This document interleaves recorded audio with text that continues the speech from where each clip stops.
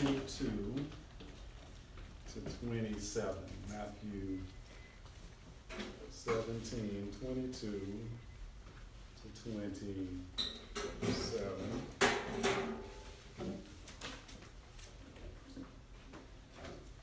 And so, we'll start. Should we start with Joe tonight? Sure, of course. Oh. That's okay. Y'all practicing social distancing over there?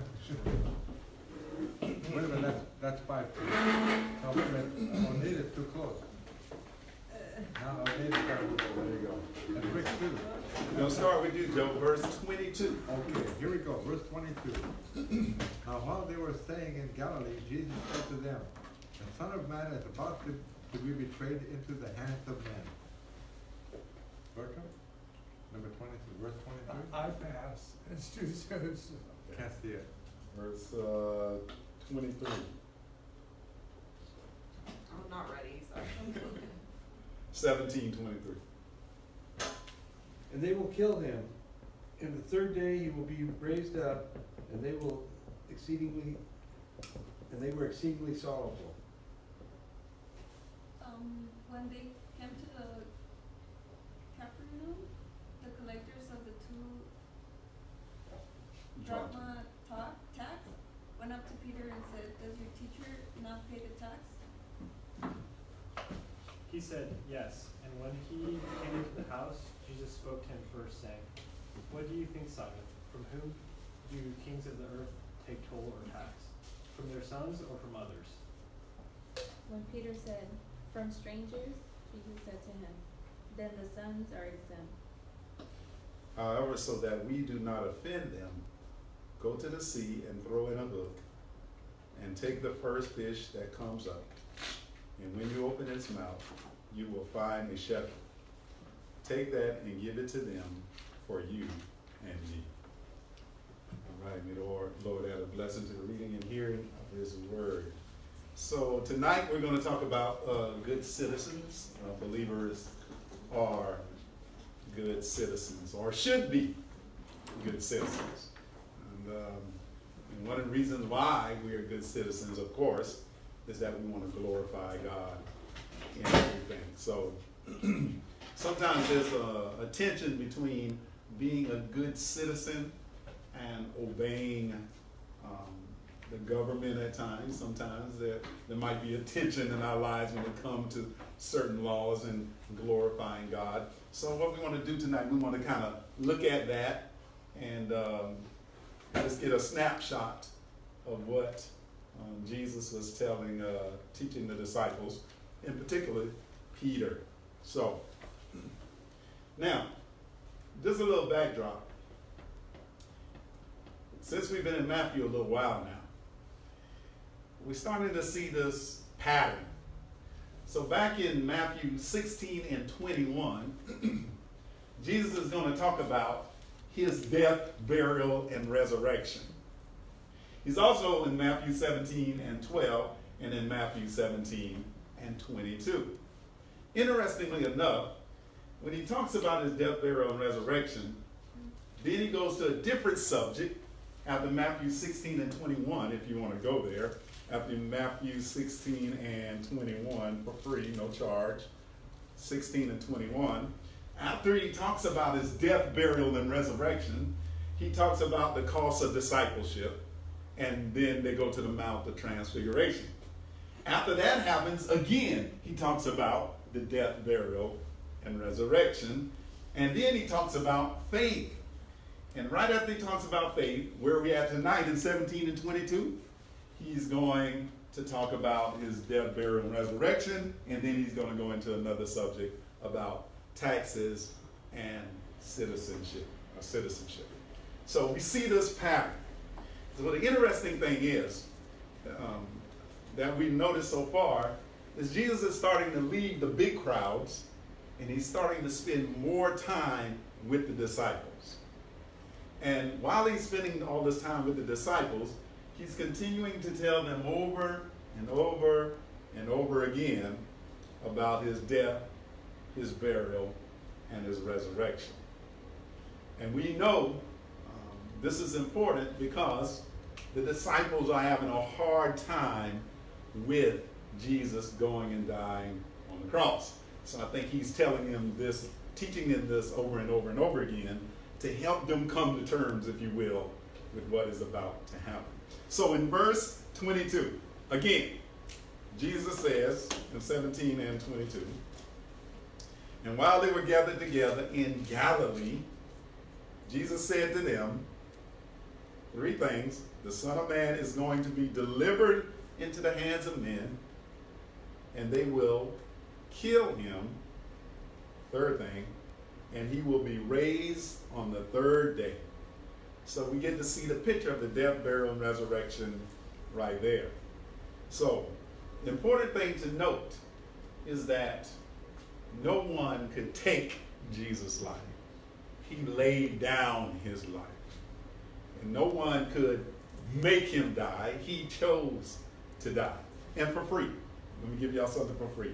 John 10, 15 through 18. John chapter 10, verse 15 through 18. Who want to get that for us? John 10, 15, 18. Okay. You got that? And somebody grab us Luke 9 and 51. So, okay, Joe, John 10, 15. Okay. Yes. As the Father knows me, even so I know the Father, and I lay my life for the sheep. And other sheep I have which are not of this fold, them also I must bring. And they will hear my voice, and there will be one flock and one shepherd. Therefore my Father loves me, because I lay down my life, that I may take it again. No one takes it from me, but I lay it down of myself. I have power to lay it down, I have power to take it again. This command I have received from my Father. Very good. Oh, Very good. So as we can see, Jesus lays down his life. When he talks about this death, burial, and resurrection, this is something that he is doing. No one is forcing him. How about Luke 9 and 51? Who was that? I got it. David. When the days drew near for him to be taken up, he set his face to go to Jerusalem. He set his face to go to Jerusalem. Some translation says he was determined to go to Jerusalem. He's trying to show the disciples that his death, burial, and resurrection is something he must do. That's why he keeps repeating it over and over and over again. Now, the interesting thing, yes, sir. Who are the other people he's going to save and go out and go help? Who, Jesus? Uh-huh. What do you mean the other people? When he read it there, it said that he has other people to take care of. Who is he referring to? Oh, I have other sheep which are not of this fold. Who are these people? Beyond just the disciples, there are other people that are also doing the work of God. You think it's people in on Earth? It isn't in another planet? No, I think it's people on earth. Yes, yes. It would be like saying if Jesus was physically present with us tonight and he would say to us, hey, I have sheep not of this fold. Which means I got other churches, if you will. I got other disciples. I got other Christians that are doing work also. it could just be in another city. Yes. Yes. That if you put it like that, that would indicate that it's here on Earth. He's Absolutely. talking about those people. Yes. Okay, thank Yes. you. Yes. So, here's the interesting thing too, just for fun. In this death, burial, and resurrection, he says he's going to be delivered into the hands of men. Who's going to do that? Who's going to deliver him into the hands of men? Well, that's Judas, huh? Yeah. Wow. And what's the next thing he says? Delivered into the hands of men, and they will kill him. Who's going to kill him? Jews. The Jewish and Roman leaders, right? So you got Judas, you got the Jewish and Roman leaders. He didn't want to. He tried to get out of it. The Roman leader did. Yes, yes, yes, yes. But here's my fascinating contrast. Who is orchestrating this whole thing? God. Satan. God, right? God is orchestrating this whole thing. So you've got this contrast with God overseeing the plan. You got Judas, and you got the Jewish and Roman leaders, and it's all this big divine plan that God has going on. He said it was gonna happen that way, and it's Yes. gonna happen that way. Yes. I thought that was just interesting to me. Now, watch. What verse are we in? Verse 23? Come on, verse 23. Why am I so excited? I don't know. Watch what happens in verse 23. And they will kill him, and he will be raised on the third day. I love that they identified, Matthew identified the third day, just further solidifying scripture. And he says, and they were deeply grieved. Who was deeply grieved? Disciples. The disciples are deeply grieved. Why? So I don't think they're taking his whole word. They don't have faith as good as they should. I think whenever they said very clearly that he's gonna raise from the dead, that should cheer you up. They were sad. You may have been sad for the first part, but then the second part was that he was gonna raise him up from the dead. That's cheerful. Yeah, that they should have been excited, right? Even like, Jesus is going to die for the sins of the world. But he's gonna come to life again. But verse 23 said, they were grieved. Well, what after that? Are we being too hard on the disciples? Possibly a little bit. We're not being too hard on the disciples? A little. They didn't fully understand, and they loved him, and they didn't want him to die, so they were grieving. Exactly. Peter, James, and John, remember where they were at? Where were they at not too long ago? Transfiguration. I just saw Jesus' face shone. He got bright. His clothes was on fire. He talked to Elijah and Moses, and God came in and spoke. And now you're talking about dying again? I don't think they understood the whole thing, but they understood a lot of it. Well, listen to what Mark 9:32 said. But they did not understand this statement, and they were afraid to ask him. They didn't understand. After hearing it over and over and over, they still didn't understand, and they were afraid. I was talking today, and I was saying that, and Sunday I told you guys, hard truths are to be repeated.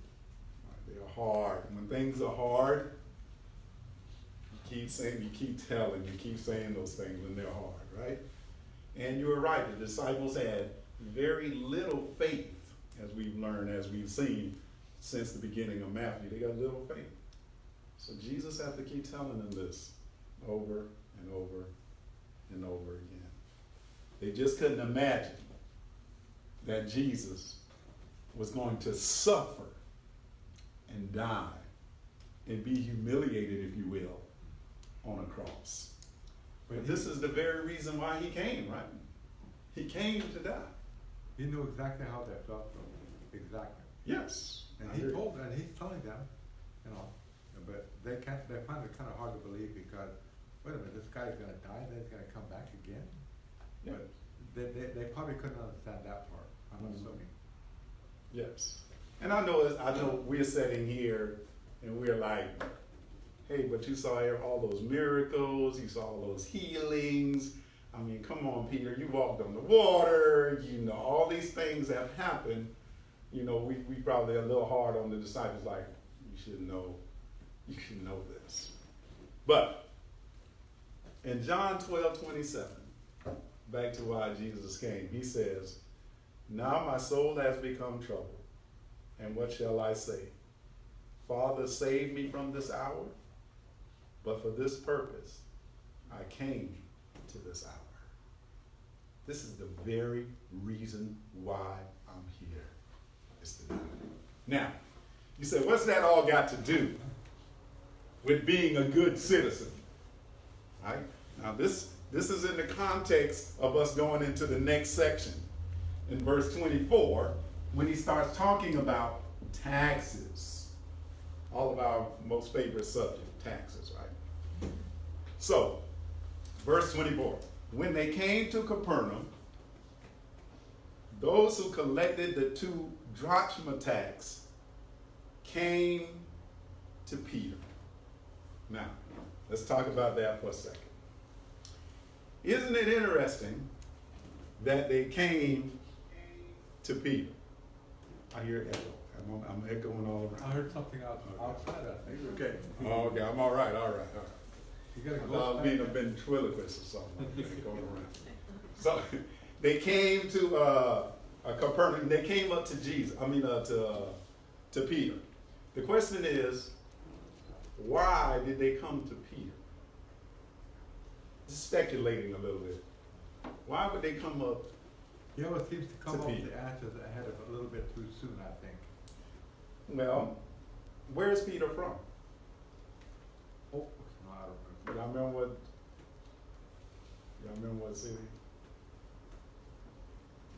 It's not a trick. It's not a trick. It's not- Galilee? Huh? Is it in Galilee? Close by. Capernaum? Capernaum, right? Oh, it's right there. I Yeah. thought it was a trick question. We don't have trick questions. So maybe they say, hey, this guy, this is his hometown. We know him. We've seen him. He's from here. Maybe they're just comfortable going up to him. Or perhaps all the other disciples have gone someplace else and it's just Jesus and Peter walking together. Right? At any rate, that's not really that important, but it's something to just kind of think about, I right? got a question. Yes. I heard a pastor, a preacher preaching one time. I don't know where he got the idea. Maybe you know, and maybe you don't. Maybe he thought it, but he has no scripture to back it. He made this statement that it wasn't really intended that Jesus would suffer to this extent that they put on him. I think they would though.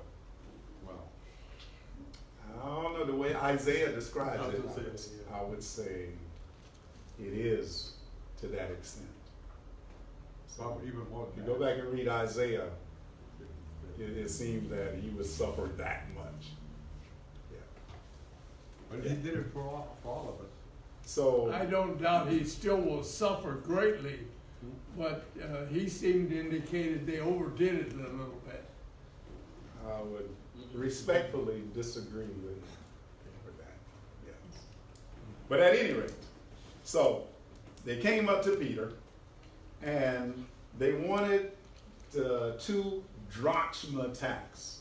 What in the world is the drachma tax? They wanted That's Two- Greek money. drachma I think it's called drachma. tax. Sorry, I have a friend that's Greek. Okay, 2 drachma tax. So now the drachma tax is interesting because the Roman government approved this tax so that the religious leaders could collect it to take care of the temple. So the Roman government says that they would pay this tax, they would give it to the leaders of the Jewish leaders to take care of the temple. Now these 2 drachma tax is equivalent to a shekel or a half a shekel. So a half shekel, we find that out over in Exodus chapter 30. That's where it actually started. So God actually instituted this back in Exodus 30 and 13, where everybody who was 20 years or older would have to pay a half shekel, and the half shekel would be given to to the temple in order to maintain the temple. So it's nothing new that they're asking for. Interestingly enough, this is when the tabernacle was in place, and the tabernacle was temporary. So after the tabernacle left, it became a temple, and the assessment was still in place when it moved from the tabernacle to the temple. They still had to pay the shekel, the half a shekel. Make sense? Now, even after the temple was destroyed in 70 AD, the emperor still required them to pay the tax for the temple. But the interesting thing was, he did it out of spite, just to tell those who oppose Rome, doesn't matter. You still gonna pay the tax. So it's kind of vindictive of him to do that. Right? So anyhow, I belabored that point to tell you that this tax was instituted early on in the Old Testament. Now when we see it in the New Testament, it has gone a little awry with the religious leaders and the government taking it to different extremes. So,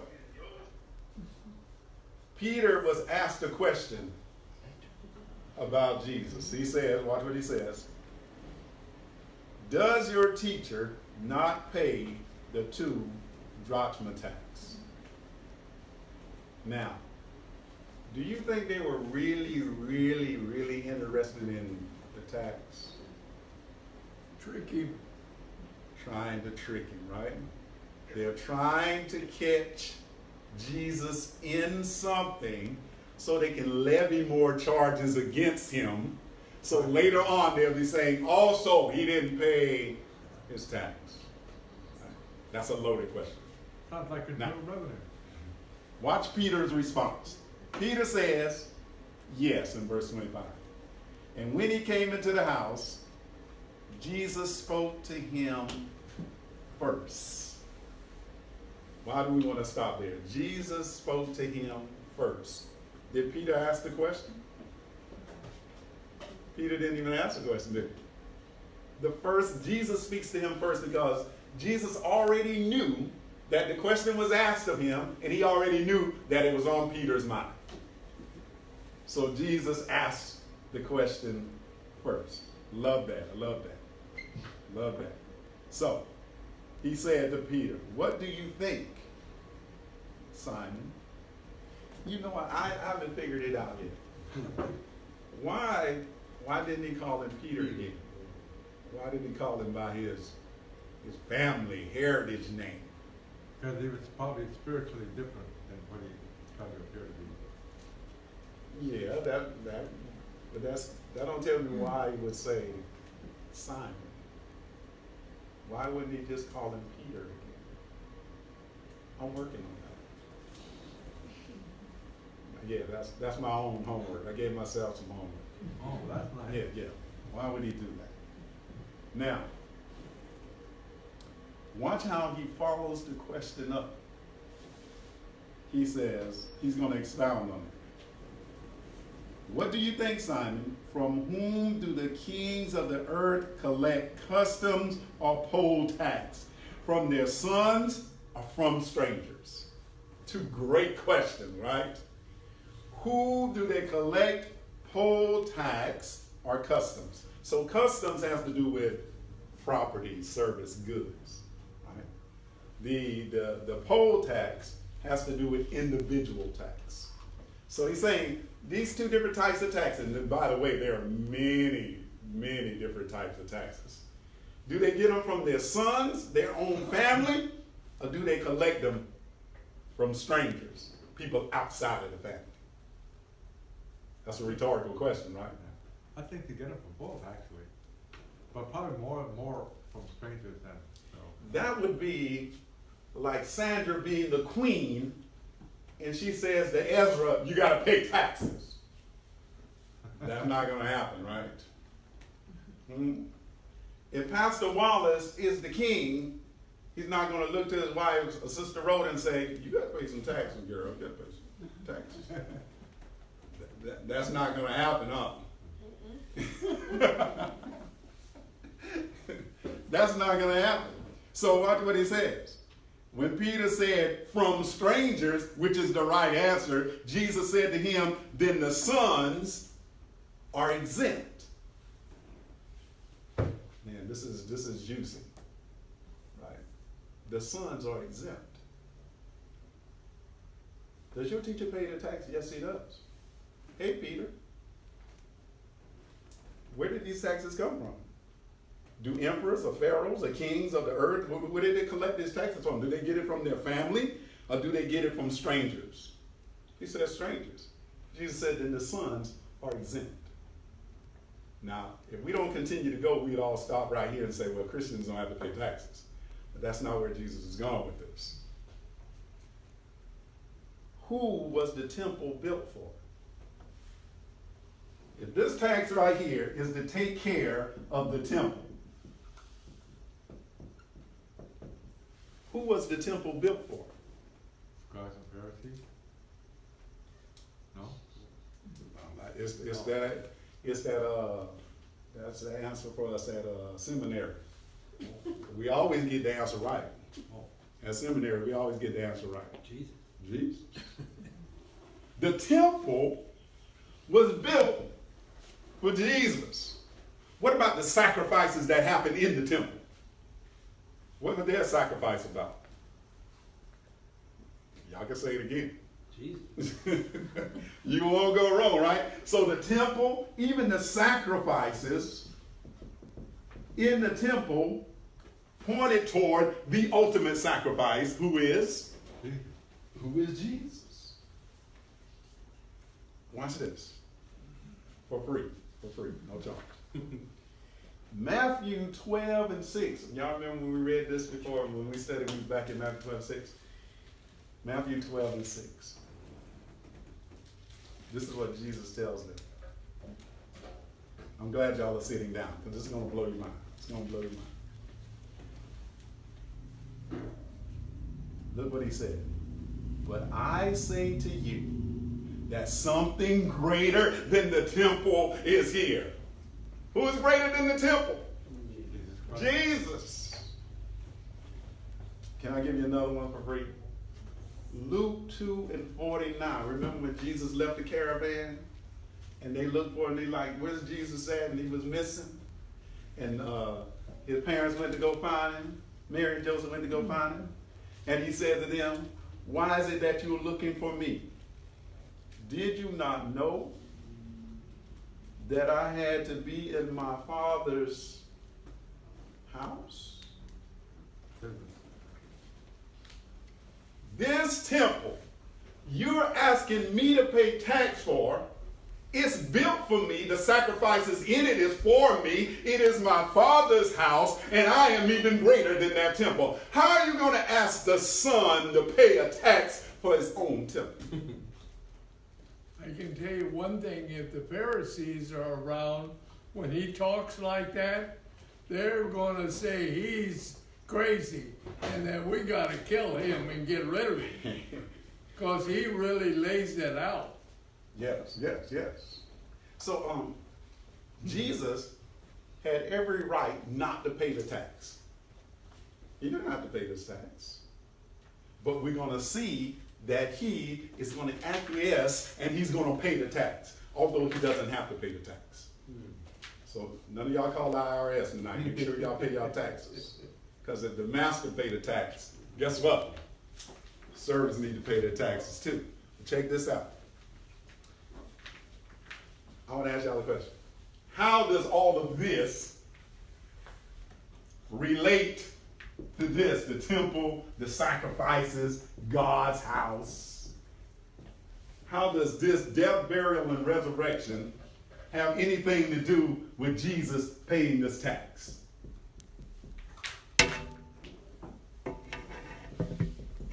Can we put these two together?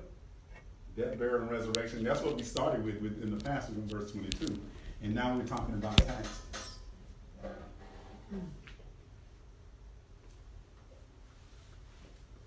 Because he had to fulfill the law perfectly. You had to fulfill the law perfectly. And let me follow up with another question. Did Jesus have to die for us? Could he chose not to? Could God change the plan? If God could have said, you know what, I'm not going to have that happen. He could have, but he didn't. I'm not saying he couldn't, but he knew his Father's will, so he did what the Father's will. And that brings a point up that I've heard before, What's that? that Satan had somehow made a plan, or I forget how it really goes, but he made a plan and convinced Jesus that if he didn't do it a certain way, he wouldn't be God or whatever. Yeah. But something along that line. Well, let me give you something else for free. Philippians 2, 5-7 says this. Have this attitude in yourselves, which was also in Christ Jesus,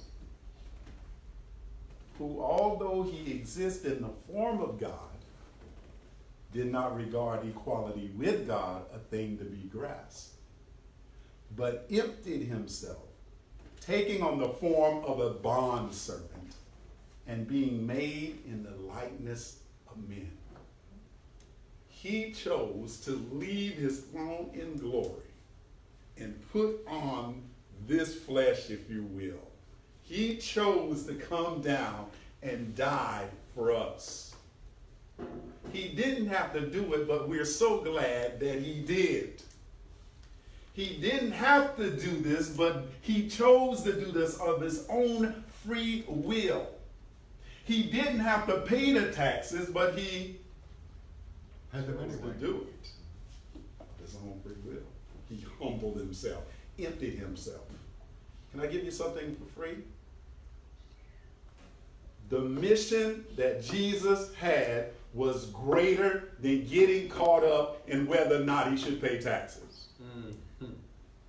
I don't have time to get it caught up with this. Yeah, I know I'm in the temple. Yeah, I know the sacrifices are for me. Yeah, I know it's my Father's house. But I'm not going to get caught up into that. I'm not going to try to offend them with that, because my mission is to win the world. So you know what? I'll pay the tax. All right? Watch what happens. Question for you. Was these guys in the temple, where they at? Were these Jewish and Roman leaders after God's own heart? No. No. Were they doing everything right with the tax they got, you know what I'm saying? Were they using it just for God's house? No. You think maybe they had a little party or two with the money, you think? Just a little. Think they might have, bought some stuff outside the scope of ministry? Absolutely, yeah. You think Jesus didn't know that? Oh, he knew it. Oh, he knew that. Absolutely. And he still did what? Paid the tax. Now, I told y'all this Sunday. Y'all know there's a set of Christians who say we shouldn't pay no taxes. There are some like that. There really are some like that. Wait, did you know at one point, Jesus called the people in the temple a den of thieves? Talking about those kind of people. But he still paid the tax. That's just like today. We still pay taxes even though some of it's being used for bad things. But why do we do that? Because the government says you'll do it. Good. And that makes us what kind of citizens? Decent. We're good citizens. Christians should be the best citizens on the planet. I don't want no problems with the government. I want to be free to share the gospel. That's our main call, right? Watch this. God always provides. Where am I at? What verse am I at? Okay. When Peter said, from strangers, Jesus said to him, then the sons are exempt. Verse 27. However, so that we do not offend them. Yes, Peter, we're exempt. But I don't need to pay the tax. But I don't want to offend them. Here's what I want you to do, Peter. I want you to go to the sea. I want you to throw in a hook. Did you tell him to put a bait on it? No. I'm just showing you who I am, Peter. I'm showing you who I am. I don't even need a bait, Peter. Just go down there, throw in the hook, take the fish that comes up. When you open his mouth, guess what you're going to find in there? Shekel. You're going to find a shekel. One of the greatest miracles he ever performed. Can you imagine a fish out of the ocean or out of a big body of water? Isn't that something? Not only that, the first one, thousands of fish, and it's quite a miracle. I'm glad you're saying that because Christy said to me one day, she probably think I don't be listening. She said to me one day, we don't talk about this miracle enough. Right here. Why we don't talk about this miracle? Out of all the miracles that Jesus have done, we don't talk about this one a lot. Maybe it's got something to do with money. No, I'm just joking. So why don't we talk about this a lot? So I'm gonna ask you the question. It's not flashy as the other ones. Peter already knew that Jesus paid taxes before. Because you know they're watching Jesus to see if he's paying his taxes because they want to hold something to get him. So Jesus already paid taxes before. Why on this occasion does he do a miracle? He could have just, here, Peter, go on down there and give him that. But why does he perform a miracle? To prove who he was. To prove that he's the what? The The Messiah. Remember, why is the entire book of Matthew even written? To demonstrate that he is the Messiah. I believe Jesus performs this miracle to say to Peter, again, I am the Messiah. I'm sovereign over everything. But I'm still going to pay the tax because my mission is greater than arguing over the tax. Well, of course. Wow. He gets everything this way, both forward and backwards. He's got the whole thing fixed to where nobody can get out of really saying that he isn't the Messiah. Exactly. Well, especially It just does my heart good to know that Jesus performed this miracle. He doesn't have to do another miracle, but he does it just again to show Peter humility and submission to government authority. Because you're going to live under that umbrella. And as we studied in Romans, God has appointed the government to be here in the first place. Yes. Were you going to say something? Here's another beautiful thing. He says, when you open his mouth, you'll find a shekel. Take it and give it to them for you and me. I wonder why he didn't say for me and you. Maybe that's bad English. Is that bad English? He didn't speak I don't English. think so. It doesn't sound like it. Shouldn't he put himself first? You always put the opposite person. Wow. The Messiah put Peter first for you and for me. Maybe I'm making too much of that. Well, there's always going to be nitpickers, you know what I mean? They're so trying to catch him doing stuff wrong. Maybe I'm making too much, but I just think again, the way it is phrased there again says humility and submission. Although he doesn't have to be submitted, right?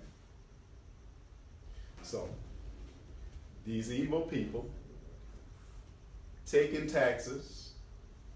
There were some people who worked for the Roman government who were actually traitors of their own people. Y'all remember that? They're traitors. They're doing their own people wrong by taking the money, extorting money from people.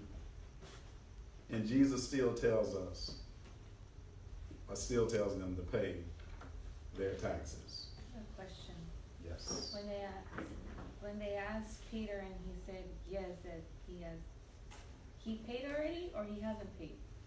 When they asked them and he said yes. They said, does your teacher not pay the 2 drachma tax? So he's saying, has he been paying his taxes? Like previously, has he been? And he said yes. Yes. Because Did he he's. Did he lie or did he? No, he didn't lie.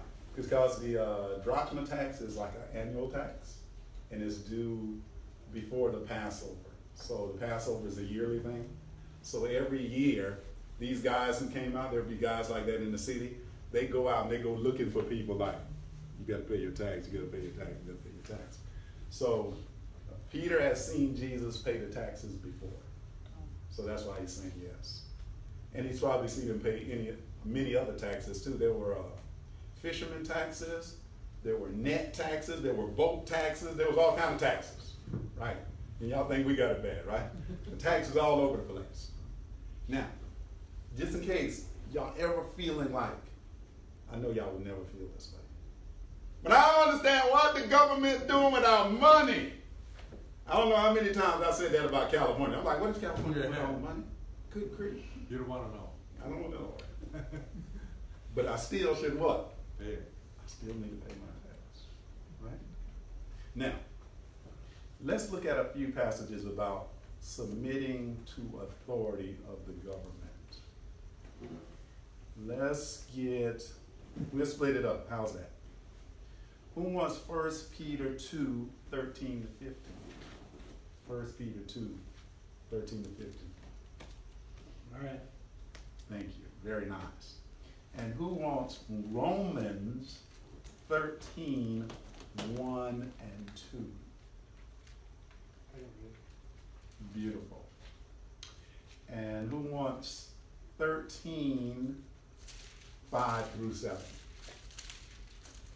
Romans. Romans 5 through 7. 13, 5 through 7. You got it? Yeah. Okay. 1 Peter 2, 13, 15.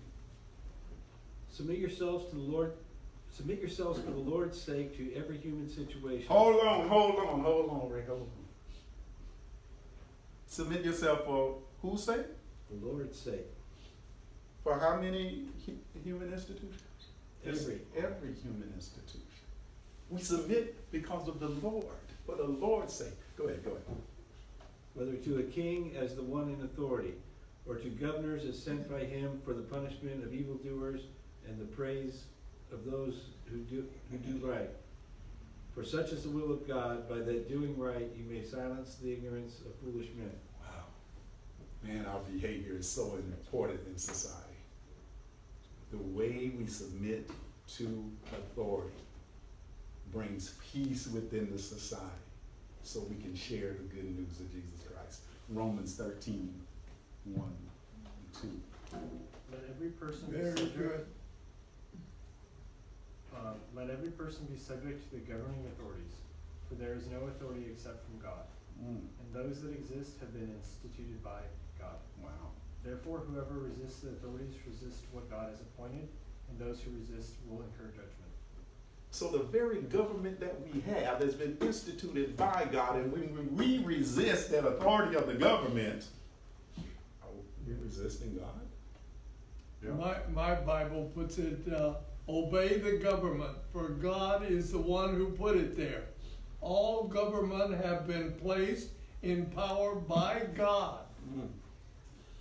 That includes, So those who refuse to obey the law of the land are refusing to obey God, and punishment will follow. and that would include all governments throughout time. So you have to look at the Hitlers and the Pol Pots and you know, so they're evil leaders we aren't even aware of. But Yes. how do you square that? That's a loaded scripture. And think of all the kings and governors and pharaoh that like the first century Christians lived through. Think of Nero. And they are still told to submit to that authority. Now we're going to talk about when we should resist, but there should be a humility about us regardless of who's in charge. And this will be my political statement for tonight. It don't matter if they're Democrat, Republican, Independent, Green Party, Tea Party, No Party, Party, it doesn't matter. Right. What are we supposed to do? Submit. To the authority of the government. Now we'll talk about when to resist. Who has 13, 5 to 7? Therefore, it is necessary to submit to the authorities, not only because of possible punishment, but also as a matter of conscience. This is also why you pay taxes, for the authorities are God's servants who give their full time to governing. Give to everyone what you owe them. If you owe taxes, pay taxes. If revenue, then revenue. If respect, then respect. If honor, then honor. Wow. Beautiful. Now, so we know that we submit to the authority of government. But there are times when we should resist. Right? And in Acts 4:19, we see when we have Peter and John, Acts 4:19 through 22, we're going to see Peter and John resist. And you'll see. Acts 4:19, 22. Acts 4:19 and 22. Let's see what it says. It says, but Peter and John answered and said to them, whether it is right in the sight of God to give heed to you rather than to God, you be the judge. For we cannot stop speaking about what we have seen and heard. When they had threatened them further, they let them go, finding no basis on which to punish them, on account of the people, because they were all glorifying God for what had happened. For the man who was more than 40 years old, on whom this miracle of healing had been performed. So here Peter and John was they were being told, stop preaching in the name of Jesus. Stop doing this. And in this instance, they said no. Because our first obligation is to obey God. So anytime a human law, if you will, conflicts with God's law, then God's law must prevail in our lives. Right? So, now, in saying that, we should fight against unjust laws. But in our fighting against unjust laws, we do it in such a way that we present ourselves humble and we are still pleasing, if you will, in the sight of God, and we are still able to influence the people around us. Not always easy. It's not always easy. But remember, our fight surrounds around our humility and submission to the government, because we want to be in such a situation where we are still able to influence other people. Like I said Sunday, there are many laws that I disagree with, but I want to disagree in such a way that I'm still able to have influence with other people who disagree with me. You're gonna have a quick mind. I can tell you one thing, if you get in that position, you better have a lot of people go with you, because if you don't, you won't win the battle. Not Right. necessarily. But think of it like this. Let's say there's a law we all disagree with in here. And we say, you know what? We're going to fight to change that law. That's great. But if we get the law changed, but we don't change the hearts of our leaders, then what have we really won? Not a whole lot. You know what I mean? How would you Don't go get me about- wrong, it's good to change an unjust law. Right? Oh, I think I got my, what's my shirt say? My human tribe. My human tribe. That's a good one, right? To stand up and fight against. Right? But I want to do this in such a way that I want to change the hearts of the people who are on the opposite side of the issue. That's that humility and submission. We see it with Jesus here. Amen? Amen. All right. Thoughts, questions, etc.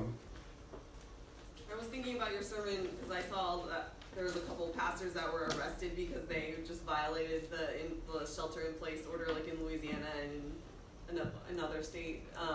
They still had their church services with 1,000 people, even though the government had told them not to. In Florida, I saw one. Florida and Louisiana, yeah. So. Yeah.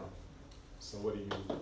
I was thinking about it, and I just think they're not really thinking it through, because it's not that the government is telling them now you can't be a church or you can't meet. It's like a temporary thing and it makes them look like they don't care about what's going on. Yeah, that's why that New York Times report came out and said that evangelical Christians are the cause of the coronavirus or something like that. And we don't care about the coronavirus or something like that. So, what do you do when ugly headlines come out like that about us? I never knew that. Yeah, it's out there. It's out there. I feel that they will persecute religious beliefs however they want to, right? That's how they've always done that. They will look down upon people who have religious beliefs because they feel that, because they have a different feeling and they'll try to use their pen as a sword and always try to persecute you through their words. So Yeah. But again, if I might say so, that they said, we're here to help you. You're not supposed to be out, we're not supposed to be doing this, having all these people together here. So everybody needs to just separate, go your separate ways, and really go home or don't get congregate because of this so-called coronavirus. Yeah, the vice president was called anti-science because he's a believer. Oh. So Okay. I guess people think if you're a believer, then you're against science. Well, But science is no, one, right? Yeah. But we know that we are not against science. So What do they know of science? I know a lot of people probably don't see it, but science and faith does intersect. You Can say I- what? Science and faith does intersect. Say, you on Facebook? I think a lot of people have misperceptions about science and faith. Right.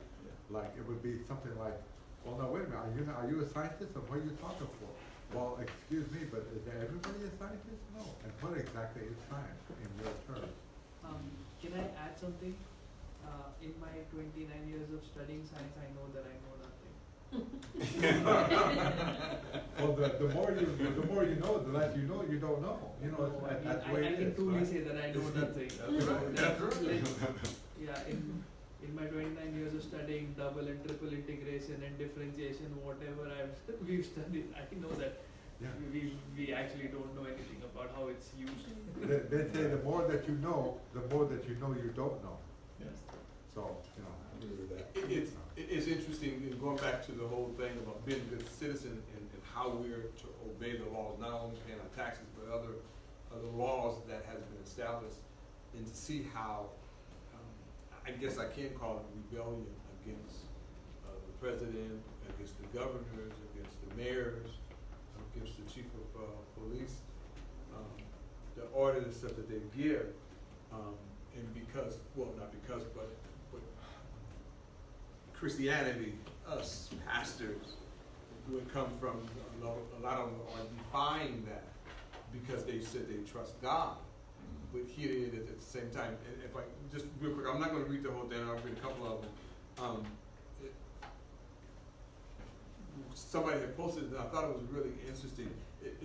It's just says it was a Tennessee pastor that said this: I trust God and I wear my seatbelt. I trust God and I wear a motorcycle helmet. I trust God and there's not enough life jackets in my boat for everyone on board. I trust God and I use ovens when I really, when I get a hot dish. But then at the end he says, acting with caution and wisdom does not indicate a lack of trust in God. And I thought that was really interesting, that all these things that we pick and we choose which laws we want to obey. I wouldn't ride down the freeway, although there's some would, but I wouldn't do it. I don't think my niece I can get up that high without shaking. But going 100 miles an hour, I wouldn't get on a motorcycle without a helmet. Not because I have seen people ride without helmets, that it wasn't mandatory. I was in Chicago one year and I seen some people riding without. I'm thinking in my mind they're nuts, right? Because that's what I've been taught in the state of California. Not even taught, but I've been mandated when I ride my motorcycle, when I was riding, to ride with a helmet, or the seatbelt law, or the no cell phone law. So we pick and choose what we want to do, but we can't write down and say, okay, I'm gonna trust God, but I'm gonna trust God for these. I'm gonna obey the law, but I'm not gonna obey it in this situation. And when it all means for the good. If I wouldn't pay my taxes, I wouldn't be a good citizen. I wouldn't have all of these things that affords us for this, although I was just complaining to my wife how much they took out of my check, and I'm like, whoa, you know, I get paid once a month, but the union dues, the medical, the union dues again, the retirement, I work for the state, y'all. The retirement again, I'm counting how many times they're taken out in one check. My check is one like this, and then when it gets down to, it's this. But I wouldn't have the same benefits and the same thing that was afforded to me if I didn't pay those things. If I get out the union, I wouldn't have them fighting on my, yes, I would get some of the benefits, but I wouldn't get all of the benefits. I wouldn't if I didn't pay my taxes to the state, if I didn't pay my taxes to the federal, if I didn't file my taxes. I'm a tax preparer. If I didn't file on my taxes, I wouldn't be getting the stimulus package because I failed to do it, right? So all of those things, we have those benefits and things because we pay our taxes. That was what makes me a good citizen. I have, since that verse was so loaded, I have a question. Like, you have certain laws that you would resist. I mean, this is not like paying taxes or something like that. I'm talking about heated things right now in our world. I mean, previously it was slavery. Now it's abortion to an extent. Then we also had, I mean, a lot of stuff like that. You know, so Gay marriage. Huh? Gay marriage. Possibly so. So I mean, how do you resist that? I mean, especially when it comes to things like slavery, when you know that it's outright wrong, when you know that racial discrimination is outright wrong, and then you resist.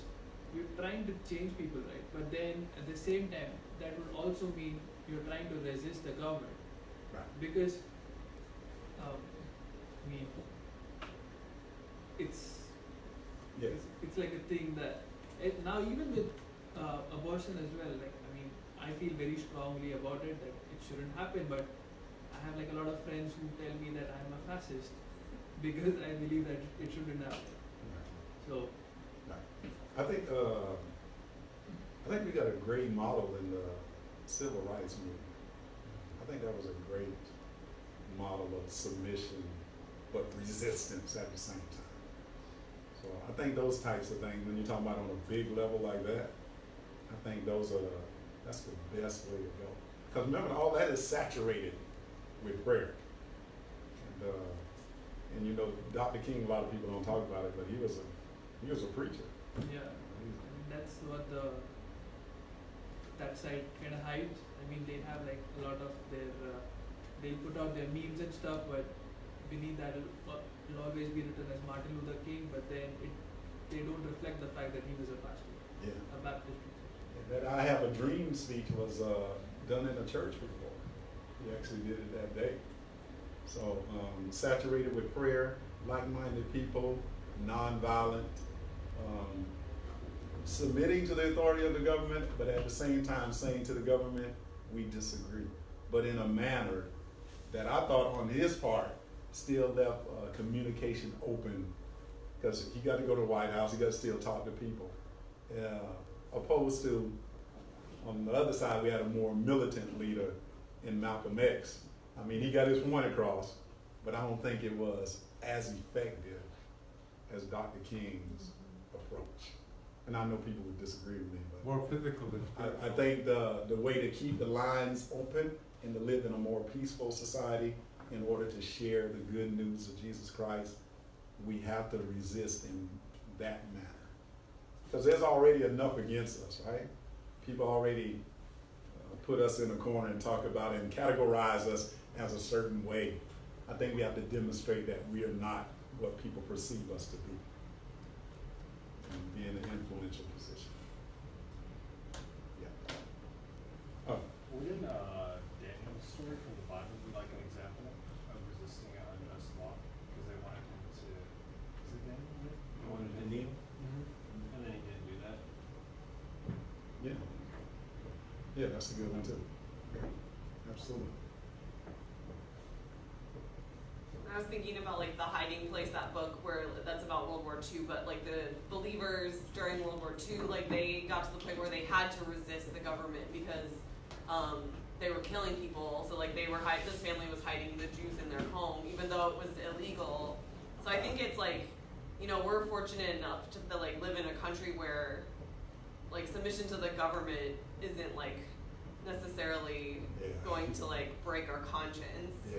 Like, yeah, and we have ways to like protest or we have ways to change things, but I think about like people that live in North Korea or like regimes like that, like those scriptures come across pretty harsh for them. Yes, yes.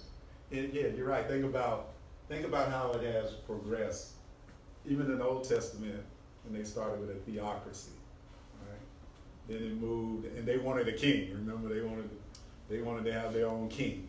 And then when you move into the New Testament, you got the Jewish and Roman leaders and that leadership. And now you talk about us in the United States having a republic where the power is in the people, and we have representatives who represent us, and then we got the president. How blessed we are to live in a republic, opposed to our brothers and sisters from the first century. At least on the surface. Yeah. Yes. I think I would like to just make a comment on what was one of the greatest laws that the Lord Jesus put in the mind of the politicians. And it's a simple word, Social Security. Millions of people have no way to live except by the Social Security that they receive, which, by the way, is due tomorrow or the day after. Was a tremendous law and has helped many a person all over America and is still helping all those people out there on the street. I think it was mostly brought in by Roosevelt, Theodore Roosevelt. Wonderful law. It really helps America. If you don't believe it, boy, you get out there on the street and people will tell you, well, my check doesn't come in till the 3rd, and they're waiting for that check to come in on the 3rd. I heard that. Including me. Yeah, with all of our ills and all of our problems, I mean, it's a beautiful place to live. It's great to be in America. It really is. God must love America because he loves helping people, loving people, and things like Social Security and other things that the government does here. If you don't have a way to live or how the government helps you, all that comes from God pointing it out to the politicians. Pastor Brayboy, I would like to add something. It's not about how much God loves you, it's about how much you love God. Because I believe that He has always been there. Depends upon how much you are there with Him, right? That's what counts the most. I mean, I feel that God's been there in India, in the US, everywhere. But it also depends upon how much you can walk on that path with Him. That's what's more important. What type of government is in India? A democratic government. A democratic government. Heavy on this part. Yeah. I mean, it's the same. I mean, our Prime Minister was here and he, Maybe I remember that. President Trump posted him in Texas because a lot of people in Texas are Indian. All right. Thank you, guys. Who wants to pray us out tonight? I don't know, a great man that always does the praying isn't here. Anybody who wants it, not me, Bertram. not me. I thought we demonstrated this for y'all last week. Yeah, it's their turn now to try. We showed them how to do it, right? Yes. Yeah. All right.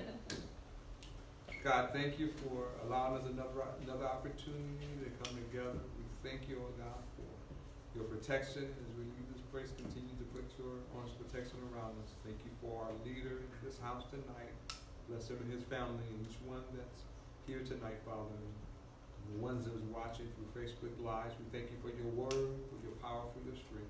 We thank you, oh God, for opening up our ears to hear, our eyes to see, and our mouth oh God, to speak and our hearts to receive what you have for us, oh God. We thank you. We pray for our leaders, oh God, just over us and making decisions for us, oh God, on our behalf, that they will be directed by you, oh Father. We thank you. In Jesus' name we pray. Amen.